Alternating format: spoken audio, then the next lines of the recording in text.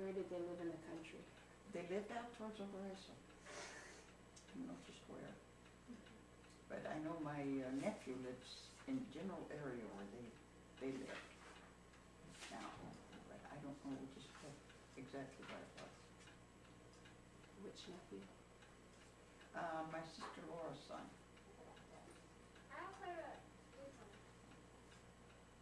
So, did your dad say why they moved to town? I think Grandpa got work in town. I don't think he would. I don't know what they had out there, whether they were trying to farm or what. I don't know, but I think Grandpa got work in town because he worked at the furniture factory for years and years and years. And that's probably when he came to town then, to get to work in the furniture factory. Was that Baker then? No, it was West Michigan. So did he retire from there then? He was in his 80s when he retired. No, he wasn't either. He died in his early 80s. He was like 70 when he died, when he retired. Was your father close to with his siblings? Because he had a brother and a sister. He had a brother and sister. He had a brother and two sisters. He was close to his sisters, but not his brother. Okay. Especially the younger ones. Yeah, he had a older sister and an older brother that came across with his parents. And then he and his younger sister were born here. They're close. And he got along real well with his younger sister. They were really close. But he didn't get along with his older brother. Did his sister live in Holland? His younger sister lived in Oakland. They had the Oakland store. And at one time, my parents lived there. They lived in a big house. It, in fact, was almost like two houses joined together. And my parents lived in the one house, part of the house, and my aunt and uncle had the other part. I don't know what happened. They were, my dad drove the pedal wagon for my uncle then, for his brother-in-law. And then he suddenly just packed up and bought that place on Lakewood Boulevard. Nobody ever explained why or what happened, but that was left to our imagination, I guess. So how old were you when you moved to the Lakewood Boulevard? I was born there. Oh, okay, so that was all previous to when you moved. Yeah, I was the first one born there.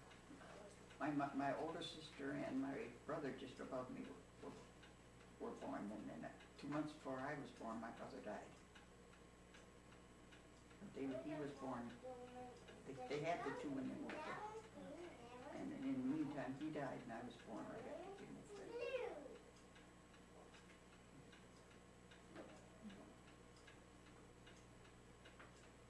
Actually, my mother had 11 children. And how many survived? 9. Where was the other one? Between my brother Ted and my sister Rose, she was stillborn.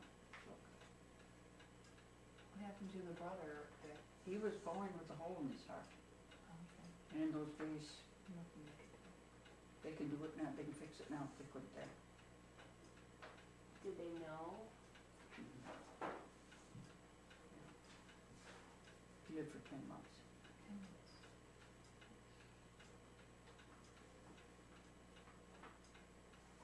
But today they can fix some of it. You can fix so many things. It's amazing. A lot of babies that died that they can save today.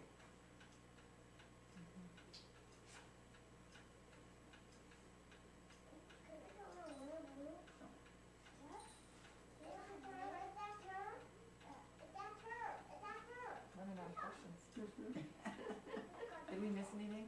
Huh? Did we miss asking you anything? No. I can't think of anything else.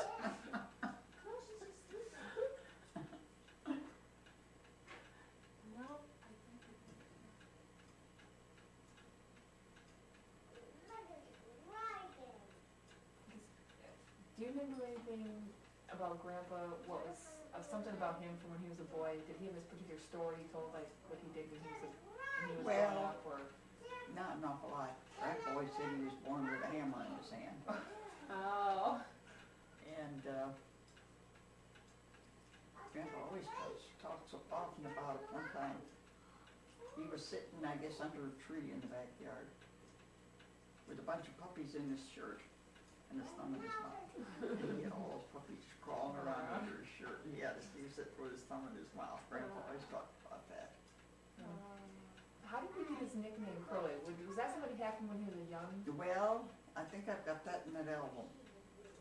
When he was born, he was bald as a flake. And when he was 2 years old, he still didn't have much hair. And Grandpa always said we didn't know if he was going to have fur or feathers. But he said it came out corkscrews. Corkscrews. Yeah, I think I remember reading that now. Corkscrews. And I guess that just kind of, that Curly just kind of stuck with him. I don't know how it got started, but it just kind of stuck with him. From right when he was little. Yeah, Curly is tearing the whole family. Yeah. Was he the only one that was so bald when he was so little? Must have been, because that's the only one they mentioned.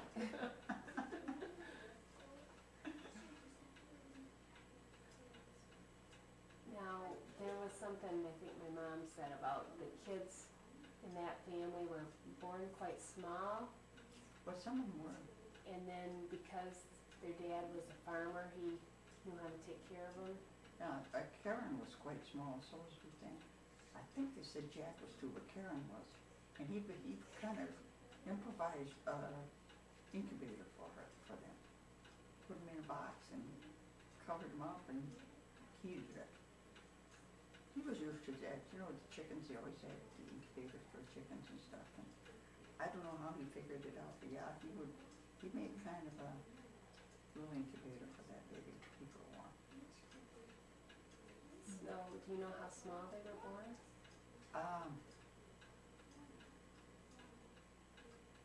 I think they were around 3.5 pounds. It's pretty small. And they would have been born at home. Yeah, they were born at home. Ruth Ann wasn't the youngest one. She was born in the hospital. But she was quite small too.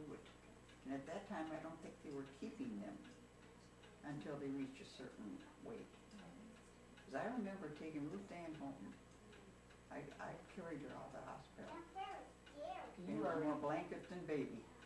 You were married, and my mom was a year old when Ruth Ann was born. Ruth Ann is 9 months younger than your mother. So Karen is not that. You remember when Karen was born? Yeah, Karen too? was a year old when I started going with Grandpa. A year old. Okay, so that's pretty soon.